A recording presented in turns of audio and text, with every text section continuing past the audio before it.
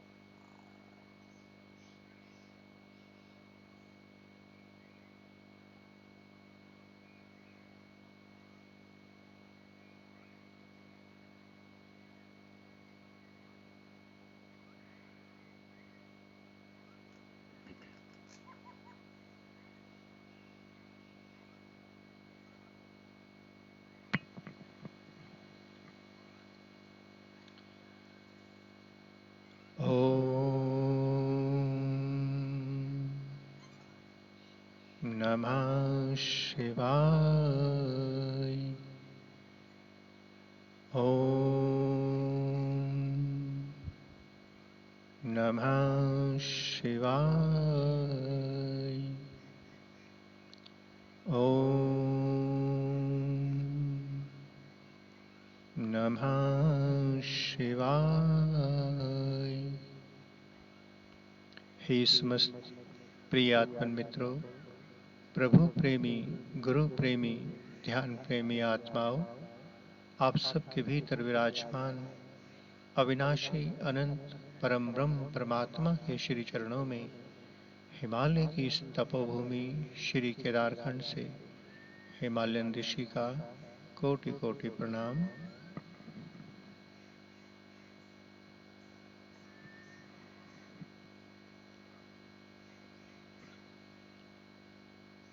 प्यारे साधकों, जन्म और मृत्यु, ये अद्भुत खेल इस पृथ्वी लोक पर होता है। इस जन्म और मृत्यु के बीज इसी पृथ्वी लोक पर ही बीजे जाते हैं। दो प्रकार के ये खेल, एक अज्ञानी अज्ञानतावश और एक ज्ञानवश खेती होती है। दो प्रकार के लोग हमारी इस धरा पर हैं। अधिकांश अज्ञानता में, अंधकार में, अपने विषयों के अधीन जीने के कारण बार बार इस चौरासी में घूमते रहते हैं, मुक्त नहीं हो पाते।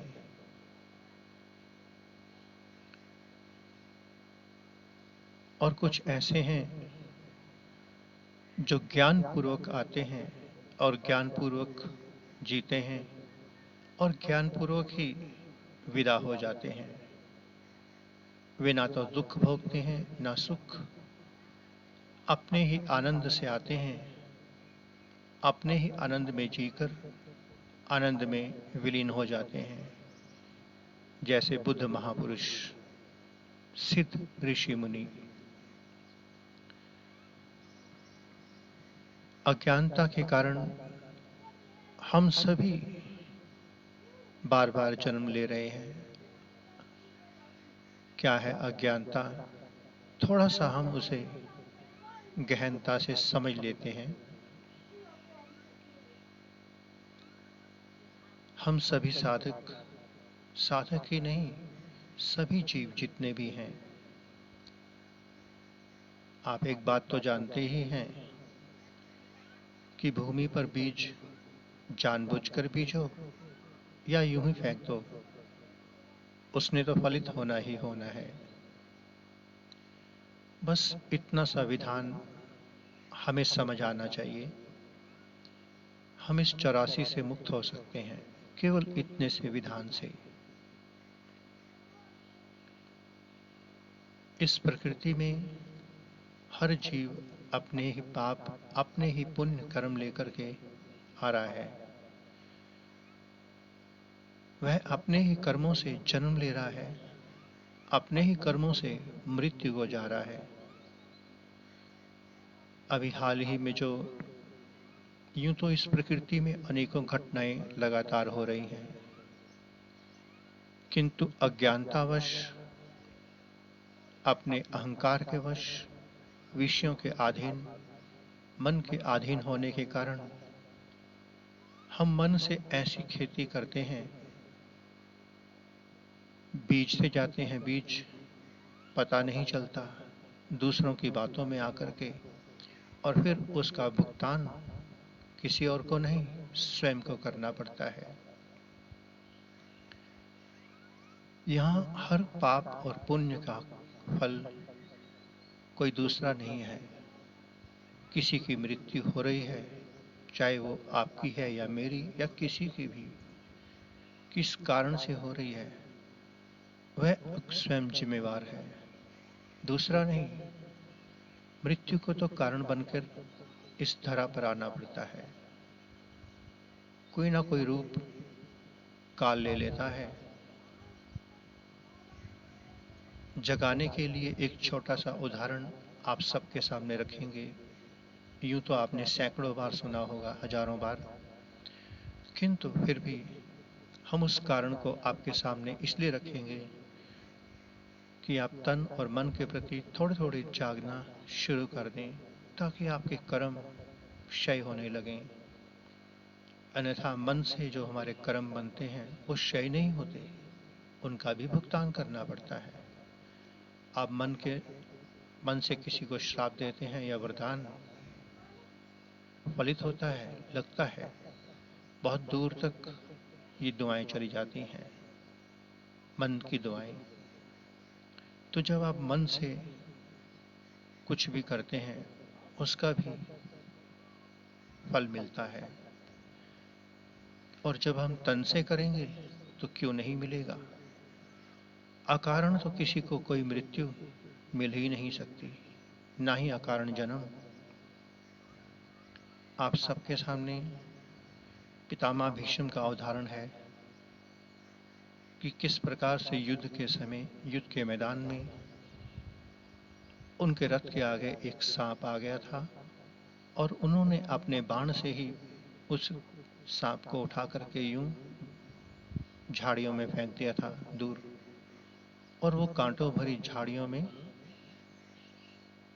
आप सबको पता है इस दृष्टांत का, उन्होंने जानबूझकर नहीं किया था, अनजाने में। किंतु कर्म हम जानबूझ करके करें या अनजाने में, बिल्कुल वैसा ही फल मिलता है, वैसा ही। अभी हाल ही में जो घटना हुई, उस घटना को लेकर के लगभग सभी लोगों ने अपनी अपनी बुद्धि से टिप्पणियां की। उन्होंने अपनी बुद्धि को परमात्मा से 100 गुना आगे रखा। किंतु वो त्रिकालदर्शी कोई भी नहीं है जो टिप्पणियां कर रहे हैं, दूरदर्शी भी नहीं है। हर कर्म मेरा अपना है, मेरे कर्मों का फल ही मुझे मिल रहा है। मेरे कर्मों का, मेरे पुण्य कर्म कोई दूसरा नहीं भोग सकता। अगर मैं पुण्य कर्म कर रहा हूं तो मुझे स्वर्गलोक की प्राप्ति होगी, भोगलोक की प्राप्ति होगी। यदि मैं पाप कर्म कर रहा हूं तो मेरे पाप कर्म आप नहीं भोग सकते, वो भी मुझे ही भोगने पड़ेंगे। बस इतना सा विधान समझ आना चाहिए। हमारी अशांति मन है, दूसरा इंसान हमें उकसा देता है, हम उसकी बातों में आ जाते हैं और अनेकों अनेकों शब्द जो हमें नहीं बोलने चाहिए बोलते हैं।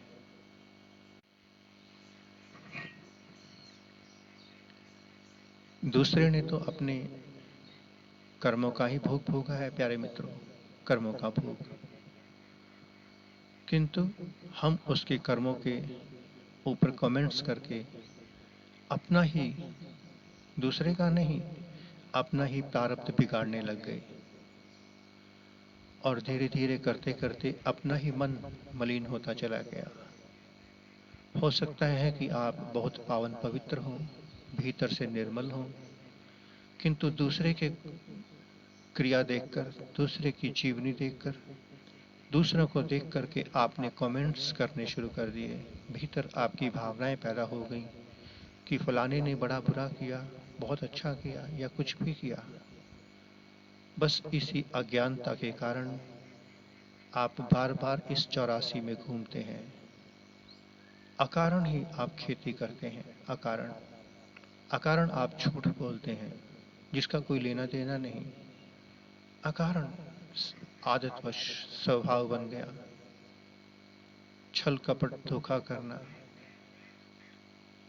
किसी का स्वभाव बन गया भजन करना, मंत्र जप करना, सेवा करना, ईश्वरीय उपासना बंदगी में लगे रहना, उसका स्वभाव बन गया।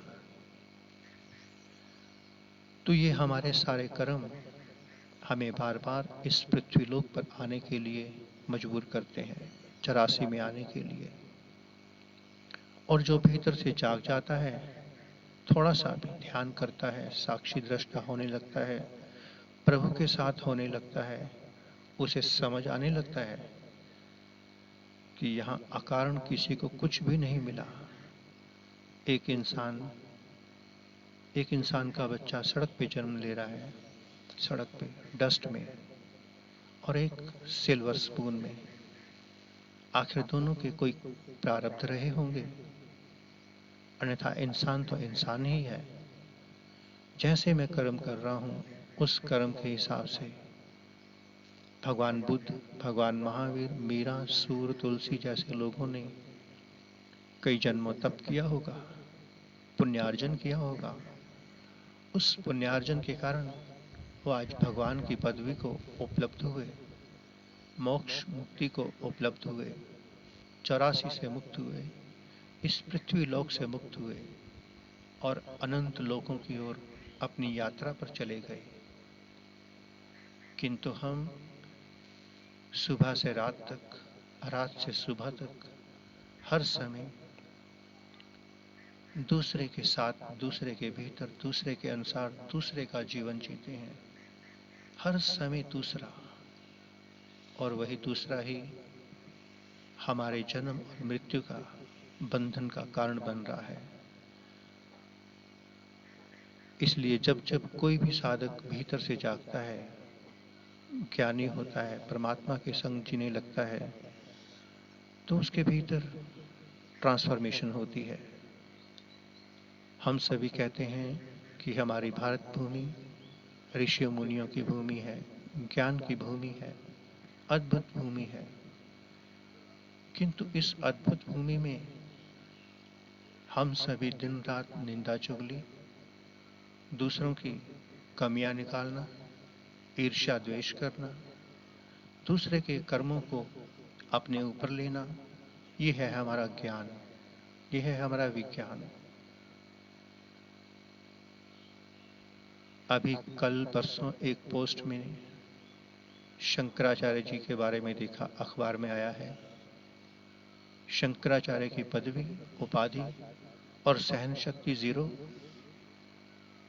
एक पत्रकार ने कुछ पूछा, उसको थप्पड़ ही मार दिया।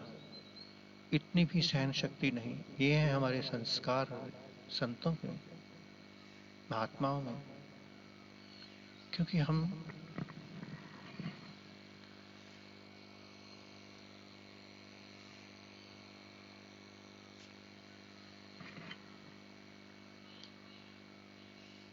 जब तक हम अपने गुरुओं के साथ नहीं जुड़ते, अनुभवी मास्टरों के साथ नहीं जुड़ते, प्रैक्टिकल नहीं जीते, तब तक हमारा कल्याण असंभव है, असंभव। आप प्यारे मित्रों, यदि 84 से मुक्त होना चाहते हैं, जन्म और मरण से मुक्त होना चाहते हैं, तो आपको होश पूर्वक जीना होगा, मौन पूर्वक जीना होगा, अपने ही कृत्यों पर ध्यान देना होगा। तभी आपका कुछ बनेगा, तभी आप आध्यात्मिक हो पाएंगे। अन्यथा आप तो केवल धार्मिक और अधार्मिक, पाप और पुण्य का जीवन लेकर जाएंगे। किसी को मृत्यु मिल रही है उसी के कारण, कभी उसने कर्म किए होंगे ऐसे, आज उसके कर्मों का फल हम सब जानते हैं। अनेकों अनेकों महात्माओं की दशा के बारे में, उनकी व्यथा के बारे में, उनके कुकृत्यों के बारे में सब पता है। हम भी बोल सकते हैं, बहुत कुछ बोल सकते हैं। हमारा बोलना ये प्रमाणित करेगा कि ऊपर वाले को कुछ दिखता ही नहीं है। अभी उस महात्मा के, उस इंसान के, उस सांसारिक इंसान के कुछ प्रारब्ध पुण्य शेष हैं। कितना ही पाप करता चला जाए, जब तक उसके पुण्य शेष हैं, पुण्य समाप्त नहीं होते, पाप का अकाउंट शुरू नहीं होता। इधर पुण्य समाप्त हुए, उधर काल उसकी गर्दन पकड़ लेता है। आपको जागना होगा प्यारे मित्रों, जागना होगा। आप यदि अपने आप को धार्मिक, ज्ञानी, विद्वान कहते हैं, शास्त्रों का ज्ञाता कहते हैं, समझदार, पढ़े लिखे कहते हैं, तो आपके जीवन से झलकना चाहिए।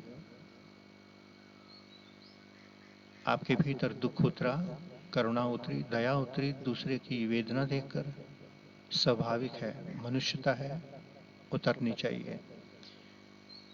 किंतु एक सीमा में रहकर जीना चाहिए।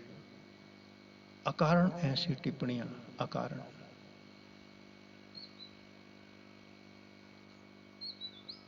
हमारी बेहोशी हमें बताती है, हमारी बेहोशी, हमारे शब्द बताते हैं कि हमारे पास कितना ज्ञान है, प्रैक्टिकल है, अनुभवी है, किताबी है, दूसरों का सुना हुआ है।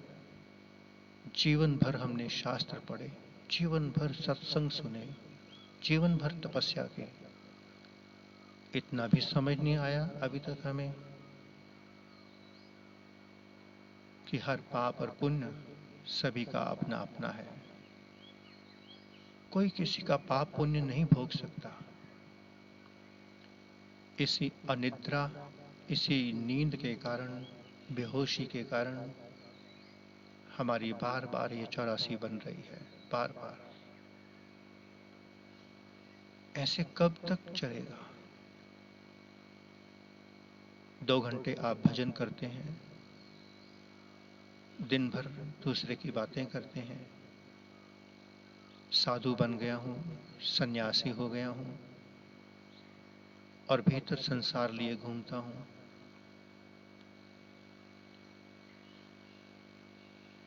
नहीं प्यारे मित्रों, हम सबको इस पृथ्वी लोक से मुक्त होकर के और अन्य अनंत लोक हैं उनकी यात्रा पर उतरना है। कब तक घूमते रहेंगे हम? छोड़िए उस झूठे ज्ञान विज्ञान को, विद्वता को, अहंकार को। किसी प्रैक्टिकल संत ऋषि मुनि के पास जाइए, जिसके भीतर का शास्त्र बोलता हो, जिसके भीतर का मौन बोलता हो।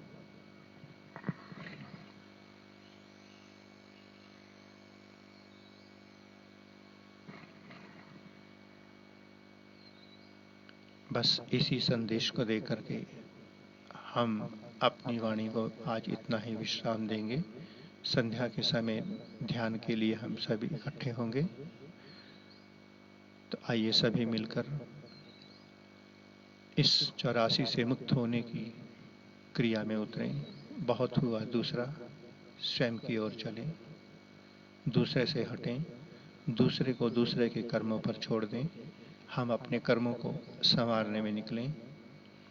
बस इतना ध्यान रखें कि इस भूमि पर आप जानबूझकर कुछ फेंको या अनजाने में या किसी के कहने से, वो बीज अवश्य फलित होगा जो आपने बीजा है। तन से या मन से या भावना से फल आपको ही काटना पड़ेगा और उसके काटे बिना कोई रास्ता नहीं है, कोई रास्ता नहीं है। ओम नमः शिवाय, ओम नमः शिवाय, ओम नमः शिवाय। पुनः से आप सबके भीतर विराजमान अविनाशी अनंत परम ब्रह्म परमात्मा के श्री चरणों में हिमालय की इस तपोभूमि श्री केदारखंड से हिमालयन ऋषि का कोटि कोटि प्रणाम और संपूर्ण ब्रह्मांड में विराजमान समस्त देवी देवताओं, ऋषियों, मुनियों, गुरुजनों, संत महापुरुषों की ओर से आप सबको शुभ आशीष, शुभ मंगल कामना। प्यारे मित्रों, इस देह का आज जन्मदिन है और ये देह इस पृथ्वी लोक पर अंतिम जन्म लिए हुए है। इसके बाद इस देह का इस पृथ्वी लोक पर जन्म नहीं होगा। बहुत होश और विवेक से जीवन जिया जा रहा है। अनुभव से सीखिए, अनुभूति से सीखिए। ओम नमः शिवाय।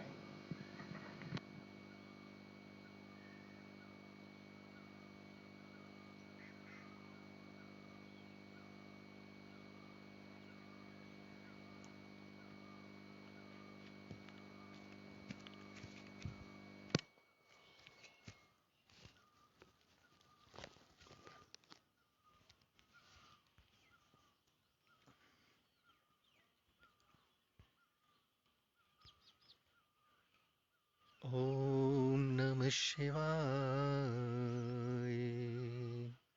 हरि ओम नमः शिवाय। ओम नमः शिवाय। हरि ओम नमः शिवाय। ओम नमः शिवाय। हरि ओम नमः शिवाय।